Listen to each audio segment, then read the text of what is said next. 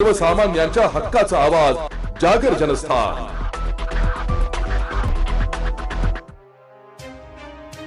रयत शिक्षण संस्थेच्या उत्तर विभागीय अध्यक्षपदी शरद पवार यांनी रोहित पवारांची नियुक्ती केली आहे। महाराष्ट्राच्या बहुजन समाजासाठी अतिशय श्रद्धेचे स्थान असणाऱ्या कर्मवीर भाऊराव पाटलांच्या बळकवलेल्या रयतवरती पवारांनी आपल्याच कुटुंबाची घुसखोरी सुरू केली। हे पुन्हा एकदा यातून अधोरेखित होत आहे। सातत्याने आपण राज्याचे नेते आहोत काम करणाऱ्या रोहित पवारांनी आपल्या आजोबांच्या कृपेने पुन्हा एकदा एक पद मिळवलंय हे त्यांनी लक्षात ठेवावं, जे महाराष्ट्राच्या जनतेला दिसतंय। घराणेशाहीचं द्योतक असणाऱ्या या मंडळींनी खरं तर इतरांवर विशेषतः भारतीय जनता पक्षावरची टीका करत असताना हे लक्षात घेतलं पाहिजे की आपण आपल्या वाडवडिलांच्या कृपेने राजकारणात आहोत। महाराष्ट्राच्या जनतेला रयत पवारांच्या घशात जाताना पाहून नेहमी दुःख होतं, पण रयतवरती कब्जा करणाऱ्या शरद पवार यांना आता रयत पुढच्या पिढीला द्यायची आहे। जी रयतेसाठी कर्मवीर भाऊराव पाटील यांनी आपलं आयुष्य वेचून वटवृक्षासारखी केली ती पवारांनी दिली, हेच या निमित्ताने महाराष्ट्राच्या जनतेसमोर आणून द्यायचे आहे, असे अजित चव्हाणजी प्रवक्ता भाजपा महाराष्ट्र यांनी म्हटलंय।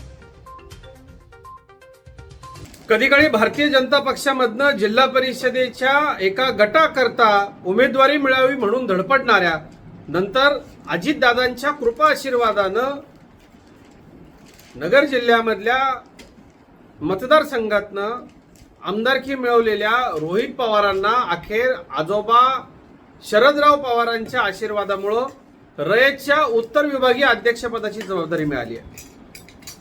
कर्मवीर भाऊराव पाटलांनी स्थापन केलेली रयत शिक्षण संस्था ही महाराष्ट्रामधल्या तळागाळामधल्या बहुजन समाजाचं एक अतिशय आदराचं असं स्थान आहे। पवार कुटुंबानं हडपलेल्या या संस्थेत का होईना रोहित पवार कुठंतरी इतके दिवस प्रयत्न केल्यानंतर आजोबांकडून काहीतरी मिळालंय, यासाठी आम्हाला तुमच्या शुभेच्छा आहेत।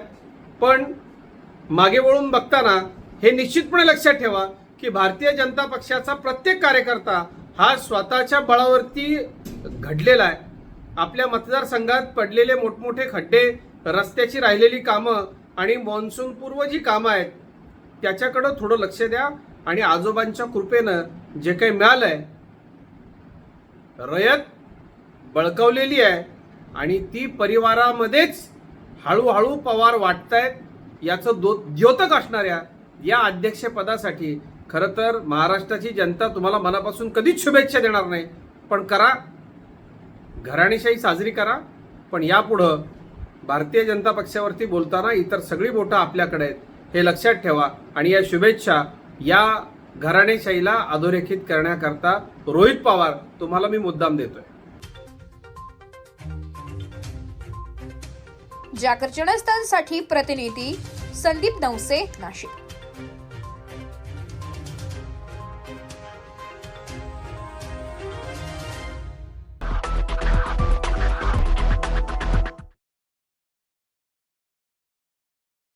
सर्वसामान्यांच्या हक्काचा आवाज जागर जनस्थान।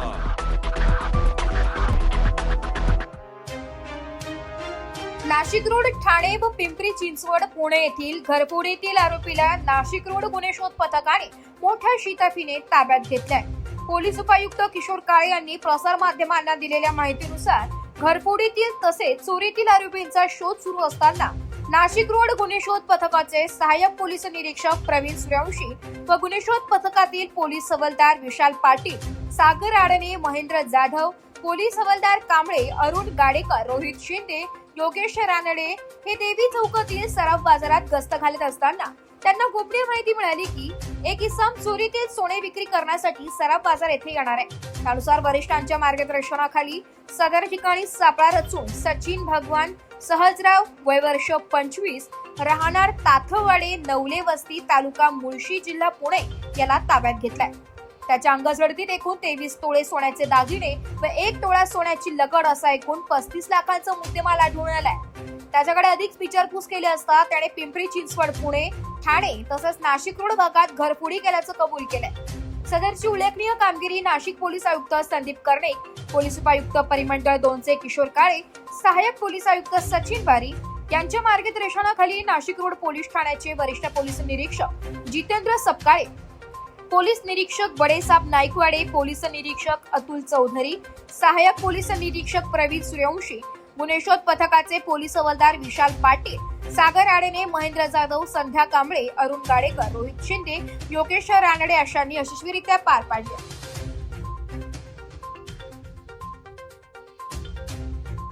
दिनांक 23 मे रोजी आमच्या नाशिक रोड पोलीस स्टेशनचे सिनियर पी.आय. सप्पाळे साहेब आणि त्यांच्या अंतर्गत डीबीचे आमचे जे इन्चार्ज आहेत ए.पी.आय. सूर्यवंशी साहेब आणि त्यांच्या टीमला एक गोपनीय माहिती मिळाली होती. यातला जो आपला आरोपी आहे सचिन भगवान सहजराव हा राहणारा मुळशीचा आहे आणि तो एका ठिकाणी येणार आहे आणि त्याने चोरी केलेली आहे किंवा तो घरफोडीतला आरोपी आहे अशी माहिती मिळाली होती. त्याच्यावरून आम्ही सापळा रचून त्याला जेव्हा अटक केली त्याच्याकडून नाशिक रोड पोलीस स्टेशनच्या अभिलेखावरचा एक गुन्हा जे CR नंबर 318/26 हा उघडकीस आलेला आहे आणि त्याच्यामधलं 10 ग्रॅमची जी सोन्याची लगड आहे ती देखील आम्ही जप्त केलेली आहे. आणि त्या व्यतिरिक्त त्याच्याकडून आणखीन फर्दर इंट्रॉगेशनमध्ये एक वाकड पोलीस स्टेशन जे पिंपरी चिंचवड आयुक्तालयात आहे त्याच्यामधला एक मोठा गुन्हा उघडकीस आलेला आहे घरफोडीचा, ज्याच्यामधले एकूण 23 तोळे सोनं असं एकूण टोटल 24 तोळ्याचं सोनं त्याच्याकडे जप्त झालेलं आहे. त्याच्यामध्ये काही दागिने आहेत आणि त्याच्यामध्ये नाशिक रोडचा तर सध्या ॲज ऑफ नाव एक गुन्हा आणि बाकी उर्वरित मग पिंपरी चिंचवड पोलीस आयुक्तालयातले गुन्हे उघडकीस येतील अशी शक्यता आहे. तर या कामगिरीबद्दल एकूण यातलं 24 तोळे वजनाची सोन्याचे दागिने आहेत आणि त्याची एकूण किंमत ही 35 लाख रुपये आहे.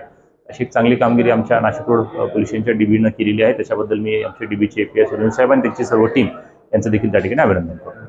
थँक्यू.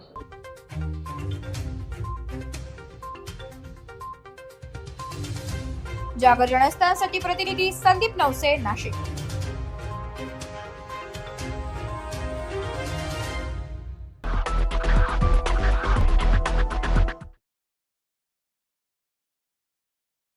सर्वसामान्यांच्या हक्काचा आवाज जागर जनस्थान.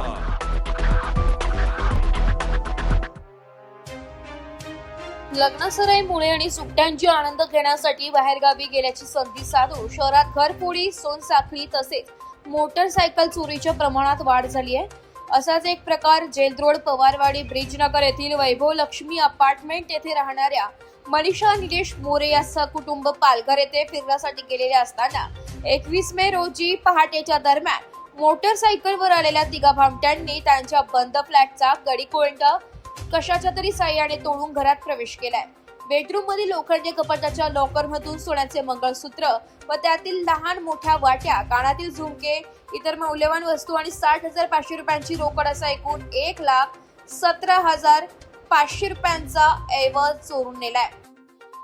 घटनेची माहिती मिळताच नाशिक रोड पोलीस ठाण्याचे वरिष्ठ पोलीस निरीक्षक जितेंद्र सपकाळे यांच्या मार्गदर्शनाखाली नाशिक रोड गुन्हे शोध पथकात घटनास्थळी दाखल झाले. सदरचे तिघे चोरटे हे नगरसेवक विशाल संगमनेरे यांनी प्रभागात लावलेल्या सीसीटीव्ही कॅमेऱ्यात कैद झाले.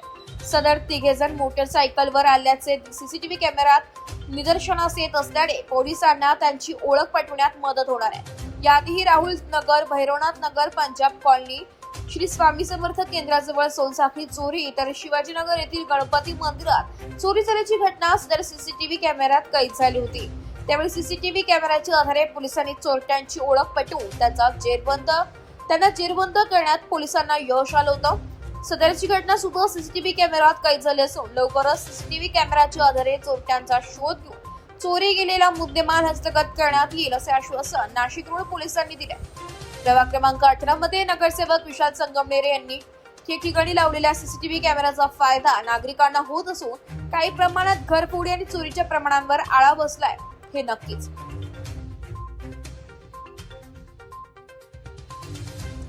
जागर जनस्थानसाठी संदीप नवसे, नाशिक.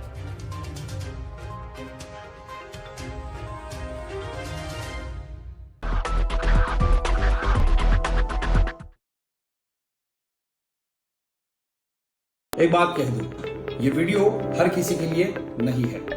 अगर आप सोचते हैं कि आप YouTube देखकर ट्रेडिंग सीख जाएंगे तो ऑनेस्टली ये वीडियो आपके लिए नहीं है. ट्रेडिंग सिर्फ एक बाय सेल का गेम नहीं है. यहाँ पर चाहिए डिसिप्लिन, रियल नॉलेज और पेशेंस. आपको नॉलेज रील्स से नहीं ट्रेनिंग से मिलता है और हम उन्हीं के लिए हैं जो ट्रेडिंग सीखना चाहते हैं. प्राइस, एक्शन इंडिकेटर और इमोशन कंट्रोल हम आपको सिखाना चाहते हैं. हमारी ट्रेनिंग शुरू होती है सिर्फ 5,000 से। ऑफलाइन और ऑनलाइन दोनों ऑप्शंस में आप ट्रेडिंग सीख सकते हैं।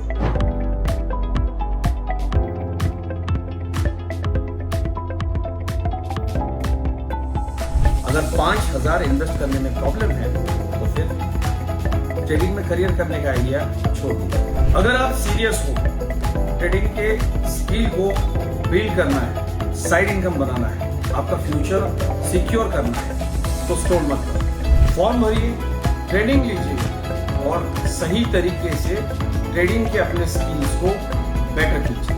और स्क्रॉल करने वालों का क्या है, वो तो शॉर्टकट ढूंढ ही लेंगे, मार्केट उनका भी ख्याल रख लेंगे।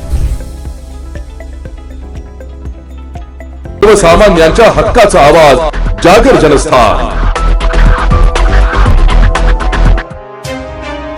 धुळे जिल्ह्यातील लळिंगघाट परिसरात पहाटेच्या सुमारास भीषण तिहेरी अपघात घडलाय।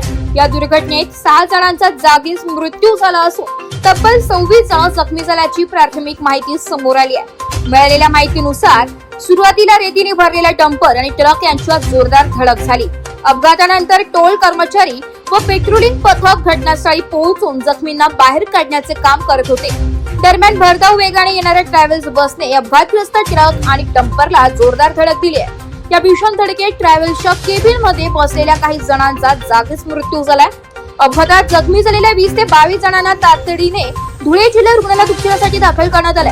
घटनास्थळी पोलीस व प्रशासनाकडून मदत कार्य सुरू असून अपघातामुळे काही काळ वाहतूक विस्कळीत झाली होती। अपघाताचं नेमकं कारण अद्याप स्पष्ट झाले नसून पोलिसांकडून पुढील तपास सुरू आहे। जागर जनस्थानसाठी प्रतिनिधी रूपक बिरारी, धुळे।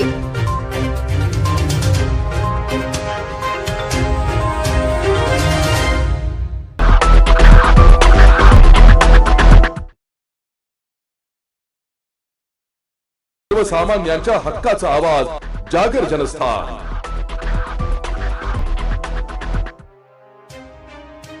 मुक्ताईनगर कडून मलकापूर कडे जात असलेल्या एका ट्रकला भीषण आग लागून झालेल्या अपघातात एका व्यक्तीचा होरपळून मृत्यू झाल्याची दुर्दैवी घटना गुरुवारी दिनांक 21 मे 2026 रोजी रात्री पिंपरी अकाराऊत गावाजवळ घडली।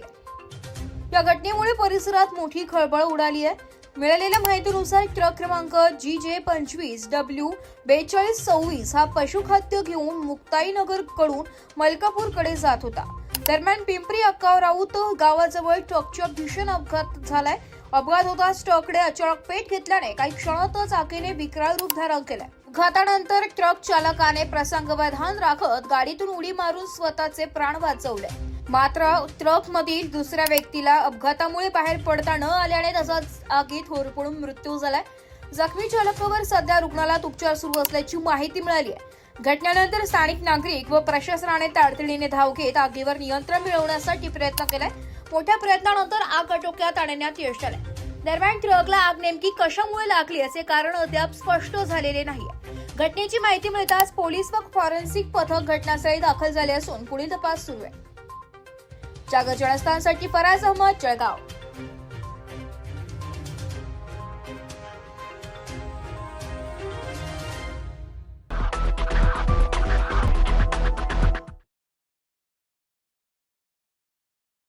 सर्वसामान्यांच्या हक्काचा आवाज जागर जनस्थान। सध्या शेतीच्या मशागतीचा हंगाम जोरात सुरू असतानाच डिझेलच्या टंचाईने शेतकऱ्यांचे कंबरडे मोडले। अनेक भागातील पेट्रोल पंपावर डिझेल घेण्यासाठी शेतकऱ्यांच्या प्रचंड रांगा लागल्याचं विदारक चित्र समोर येत आहे। हातातील महत्वाची कामे सोडून शेतकरी पहाटे बसून कॅन घेऊन पंपावर ठाण मांडून बसलाय। डिझेल अभावी ट्रॅक्टर आणि इतर यंत्रसामग्री बंद पडल्याने पेरणी, पुन्हा मशागत आणि इतर कामे खोळंबली आहे, ज्यामुळे शेतकऱ्यांमध्ये चिंतेचे वातावरण पसरलंय। या परिस्थितीत पेट्रोल पंप चालकांकडून वेगळाच दावा केला जातोय। पेट्रोल आणि डिझेलचा साठा मुबलक प्रमाणात उपलब्ध असून नागरिकांनी घाबरून गर्दी करू नये असं आवाहन पंप चालकांकडून करण्यात येत आहे। मात्र तासनतास रांगेत उभे राहूनही इंधन मिळत नसल्याने रिकाम्या हाताने परत जावे लागत असल्याचा आरोप शेतकरी करीत आहेत। प्रशासनाने याकडे तातडीने लक्ष देऊन शेती कामासाठी आवश्यक असलेला डिझेलचा पुरवठा सुरळीत करावा अशी मागणी आता जोर धरू लागली। गळ्यात इंधन न मिळाल्यास शेतीचे मोठे नुकसान होण्याची भीती व्यक्त केली जात आहे।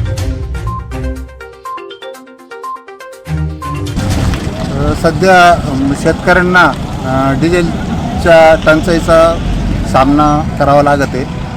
डिझेल मिळत नाही, पंपावाल्यांनाच डिझेल मिळत नसल्यामुळे शेतकऱ्यांनाही बी मिळत नाही. आणि जर आल्यानंतर शेतकऱ्यांच्या 150-200 200 फूट डबक्या घेऊन लाईन लावून आणि डिझेल 10 लिटर 20 लिटर असं घ्यावं लागतं. खूप 5-5 6-6 घंटे शेतकऱ्यांना थांबत दिवस सकाळी 6 वाजेपासून आम्ही आलेलो आहे इथं डबक्या घेऊन. नंतर गाडी आली, आता जवळजवळ 5 वाजले, जवळजवळ 12-12 घंटे लाईन लावून डिझेल घ्यावं लागतं. आणि अशीच जर परिस्थिती राहिली तर शेती करणं मुश्किल होईल.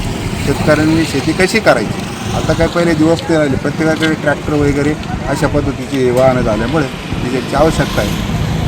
की शेतकऱ्यांसाठी तरी काहीतरी उपाययोजना केली पाहिजे. ज्यांच्याकडे ट्रॅक्टर आहे त्यांना असं काहीतरी आठवड्याला 50 लिटर का 100 लिटर 20 लिटर का 40 असं काहीतरी गव्हर्नमेंटने करून ते करायला पाहिजे शेतीसाठी, तरच शेतकरी जगेल. आपलं स्वप्नील दरगुडे. काय तुम्ही आता मोटरसायकल एवढं कॅन मध्ये डिझेल घेऊन चालले, काय कारण काय? करतोय पेरणी करायची शेती कामासाठी, डिझेल नाही भेटत, नाही डिझेल. मग आता हे मिळालं का तुम्हाला? काय मिळालं आता हे. सकाळपासून 9 वाजेपासून 8 वाजेपासून लाईनीत बसेल बिगर जेवणाची. मग आता मिळालं का डिझेल? आता मिळालं, आता चाललोय तसं 5 वाजून राहिले, 5 वाजता मिळालं, 8 वाजेपासून बसून. कंपनीकडून इंधन पुरवठा सुरळीत चालू आहे, पण सोशल मीडियावर जी अफवा चालली त्यामुळे लोक अफवावर एक खटी गर्दी करत आहेत.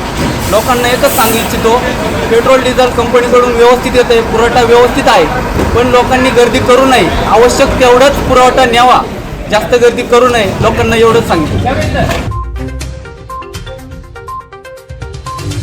जागर जनस्थानसाठी आमिर शेख, मनमाड.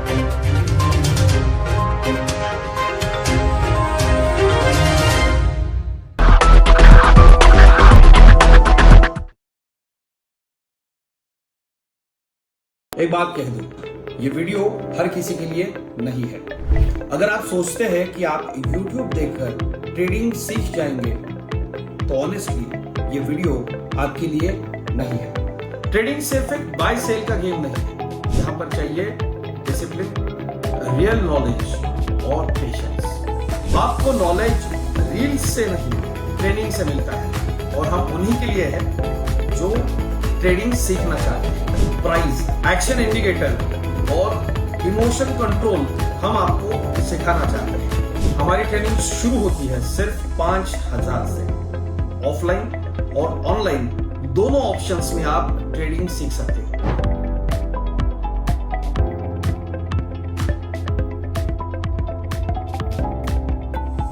अगर 5,000 इन्वेस्ट करने में प्रॉब्लम है तो फिर ट्रेडिंग में करियर करने का आइडिया छोड़ दीजिए. अगर आप सीरियस हो, ट्रेडिंग के स्किल को बिल्ड करना है, साइड इनकम बनाना है, आपका फ्यूचर सिक्योर करना है, तो स्क्रॉल मत करो. फॉर्म भरिए, ट्रेनिंग लीजिए और सही तरीके से ट्रेडिंग के अपने स्किल्स को बेटर कीजिए. और स्क्रॉल करने वालों का क्या है, वो तो शॉर्टकट ढूंढ ही लेंगे. मार्केट उनका भी ख्याल रख लेंगे. सर्वसामान्यांच्या हक्काचा आवाज, जागर जनस्थान.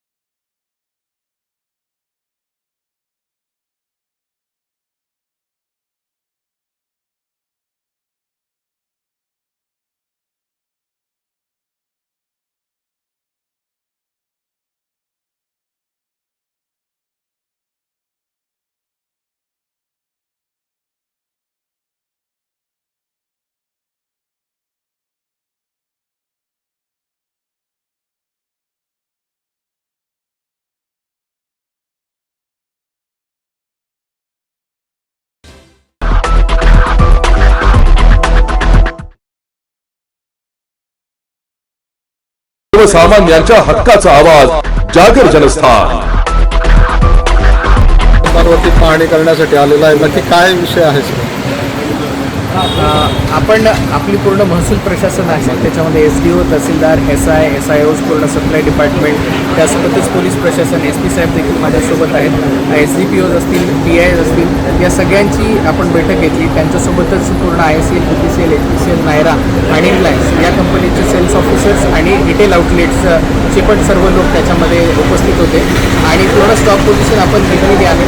आपली आज सकाळची जी स्टॉक पोझिशन आहे ती 1990 किलोलिटरची स्टॉक पोझिशन आपल्याकडे डिझेलच्या संदर्भामध्ये उपलब्ध आहे. पेट्रोलच्या साठ्यामध्ये काहीही कमतरता नाही आणि पेट्रोलबाबत पॅनिकसुद्धा नाही. पॅनिक हे आपल्या काही ठिकाणी डिझेलच्या बाबतच होतं. तर 1990 KLची जी आपल्याकडे सप्लाय आहे त्याच्या अगेन्स्ट आपली जी डिमांड आहे ती 1550 KLच्या आसपास आहे आणि ट्रान्झिटमध्ये जो येणारा साठा आहे तो आपल्याकडे 1760 किलोलिटरचा जो साठा आहे तो ट्रान्झिटमध्ये आहे. अशी आपली कम्फर्टेबल पोझिशन आहे. आपल्याकडे पूर्ण जिल्ह्यामध्ये 371 पेट्रोल पंप आहेत. त्याच्यापैकी 20 पेट्रोल पंपांवरती जास्त डिमांड असल्यामुळे आज सकाळच्या परिस्थितीनुसार डिझेल संपलेलं आहे, परंतु तिथेही आम्ही संध्याकाळपर्यंत डिझेल उपलब्ध करून देण्याच्या सूचना दिलेल्या आहेत. आजही रविवारच्या दिवशी युजली डेपो बंद असतात या सर्व कंपनीचे जिथून सप्लाय होतो. ते डेपो देखील आज रविवारचे पण आपण सगळे चालू ठेवायला सांगितलेले आहेत, जेणेकरून कुठेही सप्लाय खंडित होणे आणि नागरिकांमध्ये पॅनिक तयार होणे. या 20 ठिकाणी देखील संध्याकाळपर्यंत आपल्याकडे डिझेल उपलब्ध होणार आहे. जिथे जिथे डिझेलची कमतरता होईल, कारण आपण बघितलं तर जवळपास 4 दिवसांमध्ये जेवढं डिझेलचा सप्लाय किंवा जेवढा सेल्स या एका पेट्रोल पंपावरून होतो तेवढा एका दिवसामध्ये होत असताना देखील बऱ्याच ठिकाणी आपल्याला आढळून आलेला आहे आणि त्यामुळे कुठे कुठे सप्लायचा आपल्याला कन्स्ट्रेंट आढळून आलेला आहे. परंतु स्टॉक पोझिशन कुठेही कमी नाही. पूर्ण जिल्ह्याचा जर विचार केला आपण सगळीकडे स्टॉक पर्याप्त मात्रेमध्ये आणि येणाराही स्टॉक पर्याप्त मात्रेमध्ये आहे. नागरिकांना माझं आव्हान असेल की आपण घाबरून जाऊ नये, पॅनिक होऊ नये, पॅनिक बाईंग करू नये आणि कुठल्याही खुल्या कंटेनर्समध्ये देखील डिझेल पेट्रोल आपण घेऊन जाऊ नये. ते सेफ नाही आहे. अत्यंत कुठली परिस्थिती जर अशी असेल की कुठे गाडी बंद पडलेली असेल तर तिथे सेफ कंटेनर्स आहेत, त्या सेफ कंटेनर्सच्या द्वारेच हा पुरवठा घेण्यात यावा. यामुळे अननेसेसरी थोडंसं पॅनिक क्रिएट होत आहे आणि कुठलीही साठेबाजी होणार नाही याच्याकडे आपण दक्षता घ्यावी. आपले पूर्ण SI असतील, सप्लाय डिपार्टमेंटचे लोक असतील आणि पोलीस प्रशासन असेल यांना दर तासाला या 371 पेट्रोल पंपांवरती गस्त घालण्याचे निर्देश देण्यात आलेले आहेत. आता सगळीकडे ऑलमोस्ट स्टॉक पोझिशन व्यवस्थित असल्यामुळे सगळीकडे लाईन ज्या आहेत त्या कमी होताना आपल्याला दिसून येईल. सर, शेतकऱ्यांच्या मनात चिंता आहे की नागरिकीचे दिवस आहे, डिझेल मिळत नाही. शेतकऱ्यांसाठी काय सांगाल तुम्ही? माझी सर्व शेतकऱ्यांना कळकळीची विनंती आहे आणि आव्हान आहे की कुठलाही स्टॉकमध्ये कमतरता होणार नाही आहे. येणारा सप्लायचा जो साठा आहे त्याचा देखील आम्ही आढावा घेतलेला आहे आणि तो देखील पर्याप्त मात्रेमध्ये आहे. आपण घाबरून जाऊन कुठलीही पेट्रोल डिझेलचा साठा करण्याची काहीही आवश्यकता नाही आहे. आपल्याला गरजेनुसार पेट्रोल डिझेलचा सप्लाय आपल्या जिल्ह्यामध्ये पर्याप्त मात्रेमध्ये उपलब्ध आहे.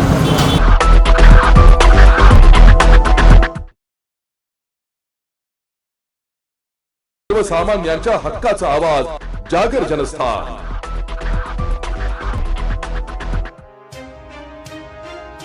धुळे महानगरपालिकेने पर्यावरण संवर्धनाच्या दृष्टीने एक अत्यंत महत्त्वपूर्ण पाऊल उचललंय. शहरातील एकविरा माता अमरधाममध्ये नव्याने सुरू करण्यात आलेल्या गॅस शवदाहिनीचा आता प्रत्यक्ष वापर सुरू झालाय. विशेष म्हणजे या गॅस शवदाहिनीचा पहिला वापर एका बेवारस मृतदेहावर सन्मानपूर्वक अंत्यसंस्कार करण्यासाठी करण्यात आलाय. पारंपरिक पद्धतीला फाटा देत पर्यावरणाचे रक्षण करणारी ही गॅस शवदाहिनी शहरासाठी एक महत्त्वाची सुविधा ठरणार आहे.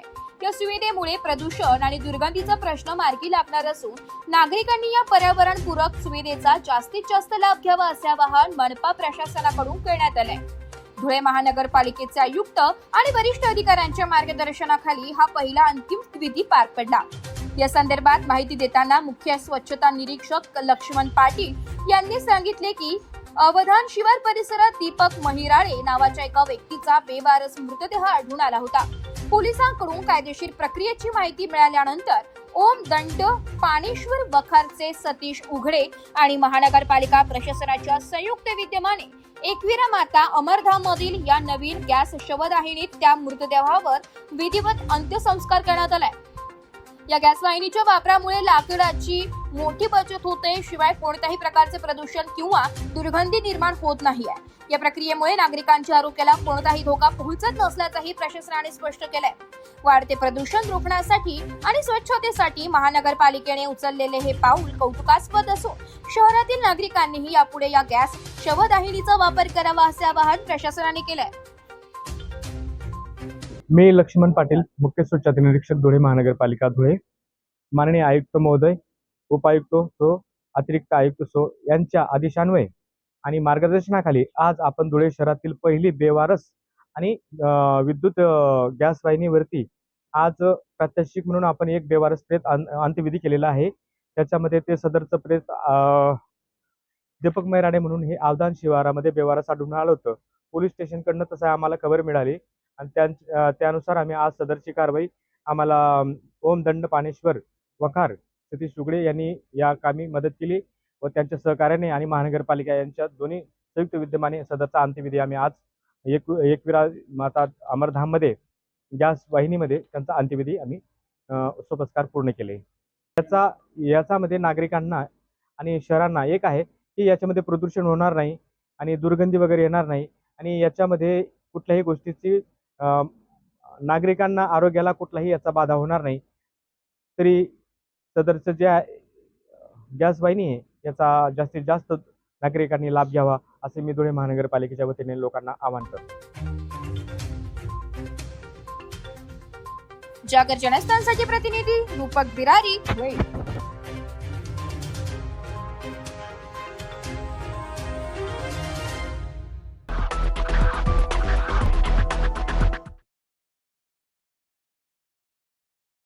सर्वसामान्यांच्या हक्काचा आवाज जागर जनस्थान. धुळे शहरातील रस्त्यांवरील गतिरोधकांवर तातडीने पांढरे पट्टे मारावेत अशी मागणी मी धुळेकर संघटनेतर्फे करण्यात आली आहे. संघटनेचे अध्यक्ष निरंजन भतवाल यांच्या नेतृत्वाखाली धुळे मनपा अतिरिक्त आयुक्त करुणा डहाळे यांना निवेदन देण्यात आलंय. धुळे शहरातील मुख्य रस्ते तसेच कॉलनी परिसरातील अनेक रस्त्यांवर गतिरोधक बसवण्यात आले. मात्र बहुतांश गतिरोधकांवर पांढरे पट्टे नसल्याने वाहन चालकांना ते वेळेवर लक्ष देत नाही. त्यामुळे अचानक ब्रेक लावावे लागून वाहन चालकांचा तोल जाण्याची शक्यता वाढत असून अपघात होण्याचा धोका निर्माण झालाय असे निवेदनात नमूद करण्यात आलंय. विशेषतः रात्रीच्या वेळी गतिरोधकांवर पांढरे पट्टे नसल्याने लहान मोठे अपघात घडत असून वाहनांचे नुकसानही होत असल्याचं संघटनेने प्रशासनाच्या निदर्शनास आणून दिलंय.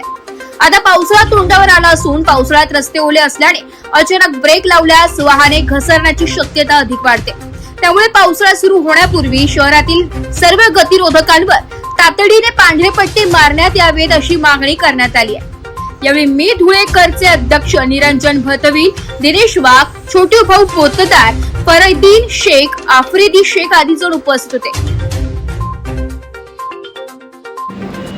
आता लवकरच पावसाळा सुरू होणार आहे आणि धुळे शहरात ठिकठिकाणी गतिरोधक म्हणजेच स्पीड ब्रेकर बनवण्यात आले आहेत.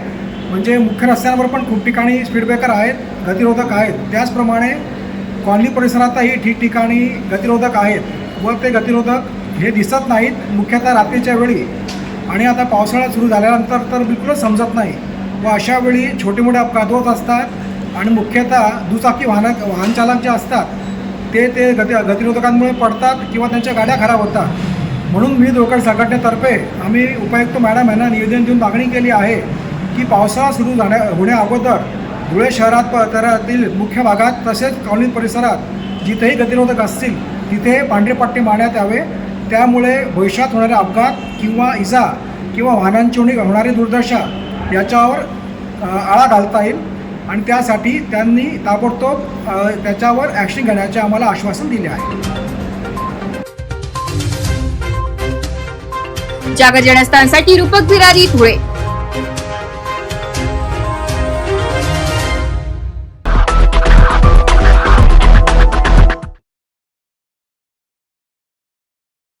एक बात कह दूं, ये वीडियो हर किसी के लिए नहीं है. अगर आप सोचते हैं कि आप YouTube देखकर ट्रेडिंग सीख जाएंगे तो ऑनेस्टली ये वीडियो आपके लिए नहीं है. ट्रेडिंग सिर्फ एक बाय सेल का गेम नहीं है. यहाँ पर चाहिए डिसिप्लिन, रियल नॉलेज और पेशेंस.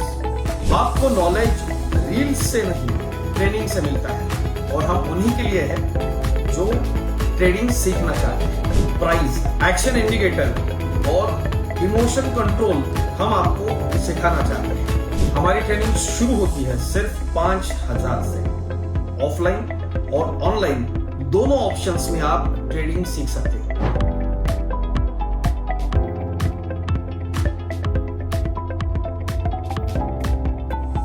अगर 5,000 इन्वेस्ट करने में प्रॉब्लम है तो फिर ट्रेडिंग में करियर करने का आइडिया छोड़ दीजिए। अगर आप सीरियस हो, ट्रेडिंग के स्किल को बिल्ड करना है, साइड इनकम बनाना है, आपका फ्यूचर सिक्योर करना है, तो स्क्रॉल मत करो, फॉर्म भरिए, ट्रेनिंग लीजिए और सही तरीके से ट्रेडिंग के अपने स्किल्स को बेटर कीजिए। और स्क्रॉल करने वालों का क्या है, वो तो शॉर्टकट ढूंढ ही लेंगे, मार्केट उनका भी ख्याल रख लेंगे।